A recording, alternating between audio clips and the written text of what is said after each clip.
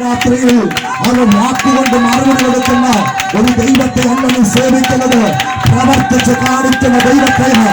അതുകൊണ്ട് വചനം പറയുന്നത്, നീ മിണ്ടാതെ ഇരുന്ന് ഞാൻ ദൈവമെന്ന് അറിഞ്ഞു.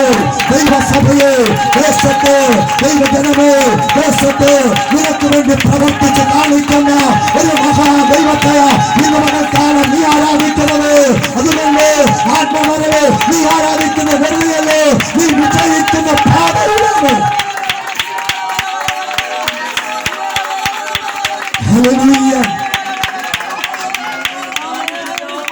മരണ പുനരുത്ഥാനം കൊണ്ട് തീർന്നെന്ന് പറഞ്ഞു സ്വർഗത്തിലേക്ക് കയറിപ്പോയി. ഇവിടെ അപ്പോഴും ഒരു കൂട്ടം നിൽപ്പുണ്ട്. അവന്റെ രക്തം ഞങ്ങളുടെ മേലും ഞങ്ങളുടെ മക്കളുടെ മേലും വരട്ടെ എന്ന് പറഞ്ഞൊരു കൂട്ടം. അവർ പറഞ്ഞ എന്താണ്? അവന്റെ രക്തത്തിന്റെ ന്യായവിധി ഞങ്ങളുടെ മേൽ വരട്ടെ എന്ന. ചരിത്രത്തിന്റെ ഏടുകൾ വായിക്കുമ്പോൾ കണ്ണുനീർ തൂകിയല്ലാതെ യഹൂദൻ കടന്നുപോയ അഥവാ കുറ്റമില്ലാത്ത രക്തത്തിന് കൊടുത്ത വില അവൻ കണ്ണുനീരോടുകൂടി അല്ലാതെ വായിക്കാൻ പറ്റത്തില്ല.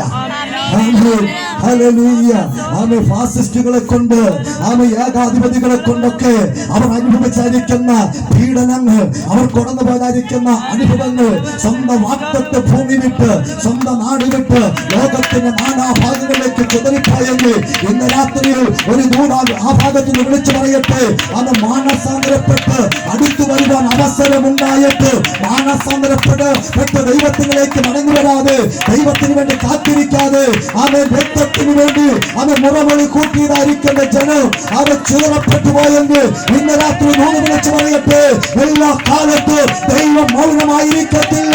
മടങ്ങി വരുന്ന സ്ഥാനത്ത് മടങ്ങി വന്ന മതിയാകത്തുള്ളൂ. ജീവിതത്തിന്റെ സാഹചര്യങ്ങൾ കൊണ്ടൊക്കെ പിന്മാറിപ്പോയ ആരെങ്കിലും ഈ ശബ്ദത്തെ കേൾക്കുന്നെങ്കിൽ ഇന്ന് രാത്രി വിളിച്ചു പറയട്ടെ, അവൻ നാളെയും ഒരു അവസരം നിനക്ക് ലഭിക്കത്തില്ലായിരിക്കും. ഇന്ന് രാത്രി മടങ്ങിയോ, ഇന്ന് രാത്രി മടങ്ങി വരുന്ന സമയമാകട്ടെ. ലോകത്തിന്റെ നാനാഭാഗത്തേക്കും ചിതറിപ്പോയി. അവർ പറഞ്ഞു, ഈ നീതിമാന്റെ രക്തം ഞങ്ങൾക്ക് വേണ്ട, അവന്റെ ന്യായവിധി ഞങ്ങളുടെ മേൽ വന്നട്ടെ എന്ന് പറഞ്ഞപ്പോ ഇപ്പുറത്ത് പുറംപറമ്പി കിടന്നായിരിക്കുന്ന ഒരു കൂട്ടം വിളിച്ചു പറയുന്നു, ആ രക്തം ഞങ്ങളുടെ മേൽ ഒന്ന് വരണമേ. കാരണം എന്താണ്? ആ രക്തം എന്റെ മേൽ വന്നപ്പോഴാണ് എന്റെ സ്ഥിതി മാറിയത്. ആ രക്തം നമ്മുടെ മേൽ വന്നപ്പോഴാണ് നമ്മുടെ നില മാറിയത്. ആ രക്തം നമ്മുടെ മേൽ വന്നപ്പോഴാണ് ശാപം മാറിയത്. ആ രക്തം നമ്മുടെ മേൽ വന്നപ്പോഴാണ് നമ്മുടെ മേൽ ഉണ്ടാകാതിരിക്കുന്ന ആ മേലെഴുത്തുകളെ മാറ്റപ്പെടുത്തിയത്. ആ രക്തം നമ്മുടെ മേൽ വന്നപ്പോഴാണ് സമൂഹം നമ്മുടെ മേൽ എഴുതിയിരിക്കുന്ന എഴുത്തുകൾ തിരുത്തപ്പെട്ടത്. രാത്രിയിൽ നമുക്കൊന്നുകൂടെ എന്ന് പറയണം, കർത്താവേ, ആ രക്തത്തിന്റെ ശക്തി ഈ രാത്രിയിൽ ഞങ്ങളുടെ മേൽ ആമേ പിന്നെയും ഒന്ന് വ്യാപരിക്കണമേ. ഇന്ന് രാത്രിയിൽ ആ രക്തത്തിന്റെ സാന്നിധ്യം അനുഭവിക്കാതെ, ആ രക്തത്തിന്റെ ബലം അനുഭവിക്കാതെ ആരെങ്കിലും വിദേശത്ത് നിൽക്കുന്നെങ്കിൽ ഇന്ന് രാത്രിയിൽ വിളിച്ചു പറയട്ടെ, യേശുവിന്റെ രക്തം എന്റെ മേൽ വരണമേ എന്ന് ഇന്ന് പകൽ ഈ രാത്രിയിൽ ഒന്ന് സമർപ്പിക്കുമോ? എത്ര പേർ തയ്യാറാകും? നിങ്ങളുടെ ദൈവ സാന്നിധ്യം ഇറങ്ങുന്ന രാത്രിയാണ്. സ്തോത്രം. ആ യേശുവിന്റെ രക്തത്തിന്റെ ശക്തി, ആ രക്തത്തിന്റെ മഹത്വം ഇന്ന് രാത്രി ഒടുക്കം കൂടി വിളിച്ചു പറഞ്ഞ് അവൻ നസ്രായന്റെ മഹത്വത്തെ വർണ്ണിക്കുവാൻ ഞാൻ കർത്താവിൽ ആഗ്രഹിക്കുകയാണ്. ഹല്ലേലൂയ. ആ യേശുവിന്റെ രക്തം നമ്മുടെ മേൽ വന്നപ്പോഴാണ് നമുക്കൊരു വീണ്ടെടുപ്പുണ്ടായത്. എഫേസ്യ ലേഖനം 1-ാം അധ്യായം അതിന്റെ 7-ാമത്തെ വാക്യം വായിക്കുമ്പോ ആ രക്തത്തിന്റെ ശക്തി നമ്മുടെ മേൽ വന്നപ്പോഴല്ലേ അതിക്രമങ്ങളുടെ മോചനമെന്ന വീണ്ടെടുപ്പ് നമുക്കുണ്ടായത്.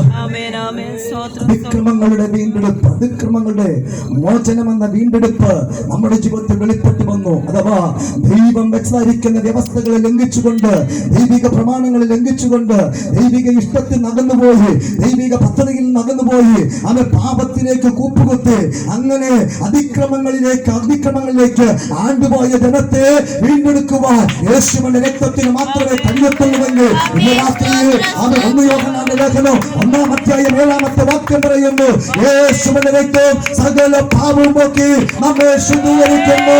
ദേശമേ, പാപമോചനത്തിന് ഒറ്റ വഴിയുള്ളൂ, അത് യേശുവിന്റെ രക്തം മാത്രമാണ്. പാപമോചനത്തിന് എന്തെല്ലാം കാര്യമാണ് ചെയ്യുന്നത്? ഒറ്റ കാര്യം ചെയ്താൽ മതി. യേശുവിന്റെ രക്തത്തിൽ ആശ്രയിച്ചാൽ മതി. ആ രക്തത്തിലേക്ക് സമ്പൂർണമായി ഒന്ന് സമർപ്പിച്ചാൽ മതി.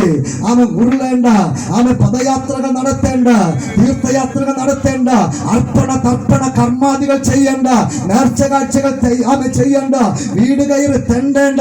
ഒറ്റ കാര്യം ചെയ്താൽ മതി. യേശുവേ, നിന്റെ രക്തം എന്റെ മേലൊന്ന് വരണമേ. യേശുവേ, പാപിയായ എന്റെ മേൽ നിന്റെ രക്തത്തിന്റെ ശക്തി ഒന്ന് വ്യാപരിക്കണമേ. അന്ന് സമർപ്പിക്കുമ്പോഴുണ്ടല്ലോ ആ രക്തത്തിന്റെ ശക്തി അവൻ നിങ്ങളുടെ മേൽ വ്യാപരിച്ച് സകല പാപത്തിനും പരിഹാരം ലഭിക്കുവാനിടയായി തീരും. മനുഷ്യൻ കൽപ്പിച്ചു തരുന്ന പാപത്തിന്റെ പരിഹാര പ്രായശ്ചിത്തങ്ങളുണ്ടല്ലോ, അവൻ ഇന്നത് ചെയ്താൽ മതി, ഇന്നതുപോലെ നടന്നാ മതി, ഇന്നതുപോലെ ചൊല്ലിയാ മതി എന്നൊക്കെ പറഞ്ഞ ഇന്ന് രാത്രിയിൽ തിരുവചനത്തിന്റെ ആത്യന്തിക സത്യത്തിൽ നിന്നുകൊണ്ട് വിളിച്ചു പറയട്ടെ, മനുഷ്യന്റെ ചൊല്ലുകളും പ്രവർത്തികളൊന്നും മനുഷ്യന് പാപമോചനം ലഭ്യമാകത്തില്ല.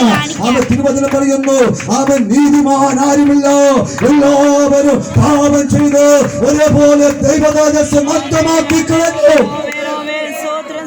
ഭാവിയായ ഒരു മനുഷ്യന് ഭാവിയായ മറ്റൊരു മനുഷ്യന്റെ പാപത്തെ എങ്ങനെയാണ് മോചിക്കാൻ കഴിയുന്നത്? ഭാവിയായ ഒരു മനുഷ്യന്, കുരുടനായ ഒരു മനുഷ്യന് മറ്റൊരു കുരുടൻ എങ്ങനെയാ വഴി കാണിക്കാൻ പറ്റുന്നത്?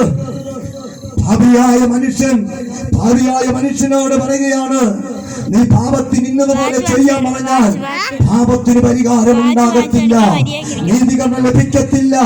ആമേൻ. റോമാലേഖനം 5-ാം അധ്യായം 9-ാമത്തെ വാക്യത്തിൽ പറയുന്ന പോലെ അവൻ നീതീകരണം ലഭിക്കണമെങ്കിൽ യേശുവിന്റെ രക്തത്തിൽ